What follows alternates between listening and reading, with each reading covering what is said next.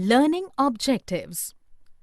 After completing this module, learners will be able to understand the term democracy, observe and understand the process of expansion of democracy across the globe, explain in detail the causes that led to the rise of democracy in the last few decades, understand and explain the role of UN as a world government in many respects, compare the various methods applied to establish democracy in non-democratic countries, understand how democracy is being promoted in the world. Understanding democracy. In the contemporary world, many countries have struggled to establish a democratic rule. Chile and Poland are examples. In Chile, a democratic government was overthrown by a military coup in 1973, but democracy was restored in 1988. In Poland, a non-democratic political party gave way to a democratic government. The changing map of democracy. In Map 1, countries in red had become democracies before 1900. Those in yellow became democracies between 1950 to 1970. In Map 2, depicting 1975, there is an increase in democratic governments. By this time, many countries had attained freedom from colonialism, which gave birth to new nations. Most of these nations opted for a democratic form of government. Map 3 shows that by 2000, most of the countries in the world had democratic governments. Disintegration of the Soviet Union and collapse of many communist regimes in Eastern Europe and some other parts of the world accelerated the pace of democratization in the world. Yet China, many Central Asian countries, and a major part of Africa are yet to embrace democracy. Phases in the expansion of democracy. The beginning. Though the French Revolution of 1789 failed to establish a secure and stable democracy in France, it inspired many struggles for democracy all over Europe. The process of democratization had begun in Britain long before the French Revolution. In the 18th and the 19th centuries, the monarchy and feudal lords were gradually losing power. More and more people were getting the right to vote. The British colonies in North America declared independence in 1776, and together they formed the United States of America.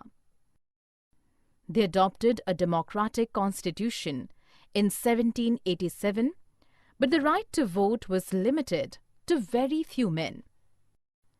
The USA is the oldest democracy in the world. In the 19th century, one major demand was the right to vote for every adult citizen. This is called universal adult franchise or universal suffrage. Early democracies were established in Europe, North America and Latin America. End of colonialism. Immediately after the end of World War II, a number of colonies, including India, gained independence to become democratic nations. While India is going strong with its democratic governance, democracy was toppled in most of the new nations by a military coup. Ghana, a British colony, became independent in 1957. Its democratic government was overthrown by the military in 1966. In 1999, General Musharraf reinstated military rule in Pakistan. In 2005, the new king of Nepal withdrew all political freedom granted to its people.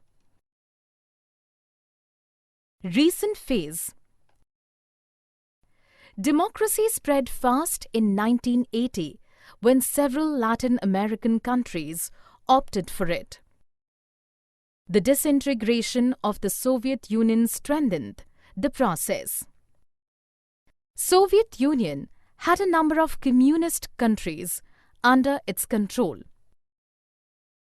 In 1989-1990, these regimes declared independence and chose to become democracies.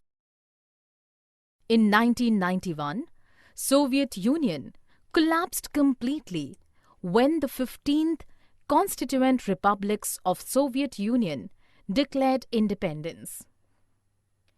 The end of Soviet control on East Europe and the disintegration of the Soviet Union changed the face of the world map. Around this time, democracies were also being established in our neighborhood. In 1990, army rule was replaced by democracy in Pakistan and Bangladesh. By 2005, almost 140 countries had become democracies. Unfortunately, democratic government in Pakistan didn't continue for long. General Musharraf re-established military rule in Pakistan in 1999. Similarly, Burma, now Myanmar, gained freedom from colonial rule in 1948. It established a democratic government which was overthrown by the military in 1962. After a span of 30 years, elections were held in 1990. Aung San Suu Kyi, leader of the National League for Democracy, won the elections, but military powers refused to accept the election results and jailed most of the elected leaders. The people of Myanmar are still struggling to get their democratic rights. The struggle for democracy continues in many other countries too. Democracy promotion. The idea of promoting democracy is welcome, but the use of military power to establish democracy cannot be justified. The United States of America strongly advocates democracy and argues that the existing democracies should directly intervene in non-democratic nations to establish democracy. Iraq, a West Asian country, is an example. Iraq was freed of British rule in 1932. Many years later, a military coup led by Saddam Hussein, leader of the Arab Socialist Ba'ath Party, brought the party to power in 1968. Saddam Hussein became the president of Iraq in 1979. He ran a dictatorial government, intolerant of dissent or opposition to his rule. It is believed that he got a number of his political opponents killed. Surprisingly, he did grant women the right to vote.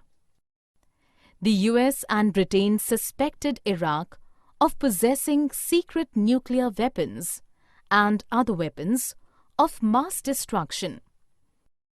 Even though nothing could be proved in a search by a UN team, the US and its allies attacked Iraq and removed Saddam Hussein from power in 2003.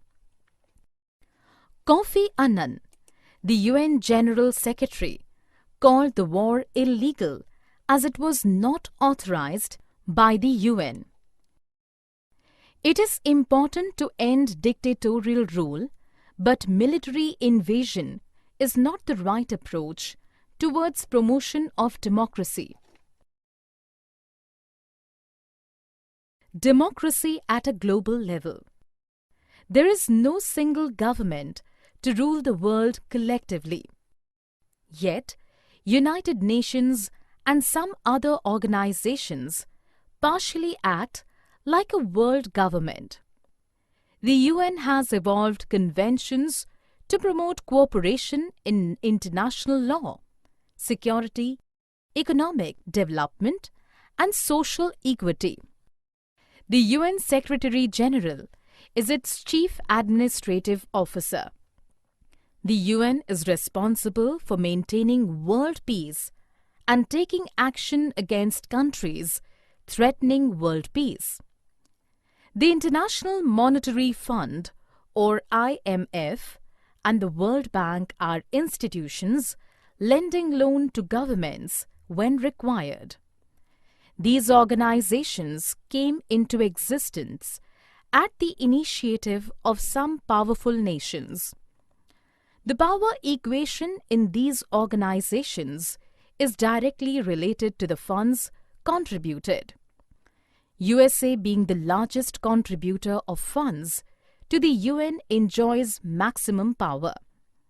The world bodies do not act democratic always. Even though the General Assembly meets annually and discusses various controversial issues, it cannot interfere in a conflict between two countries. Similarly, in the Security Council, the 5 permanent members have veto power.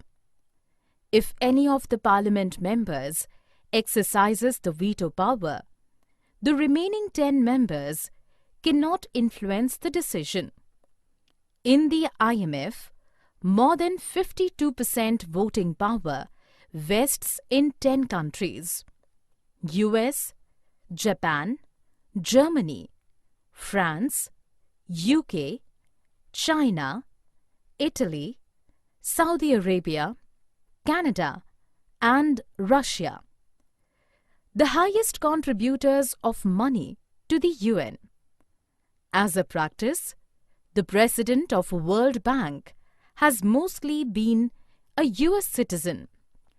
In the light of these observations, the World Organization is not absolutely democratic.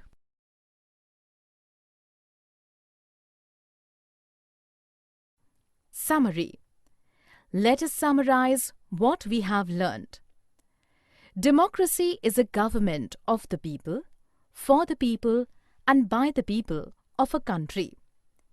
Since 1900, there has been a steady rise in the number of countries adopting democratic governance. The French Revolution of 1789 failed to establish a secure and stable democracy in France, but it inspired many struggles for democracy all over Europe. The USA is the oldest democracy in the world. Immediately after the end of World War II, a number of colonies, including India, gained independence to become democratic nations.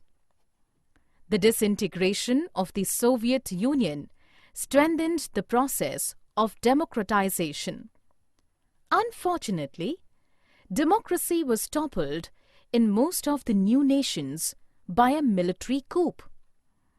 United Nations and some other organizations partially act like a world government. The world bodies do not act democratic always. The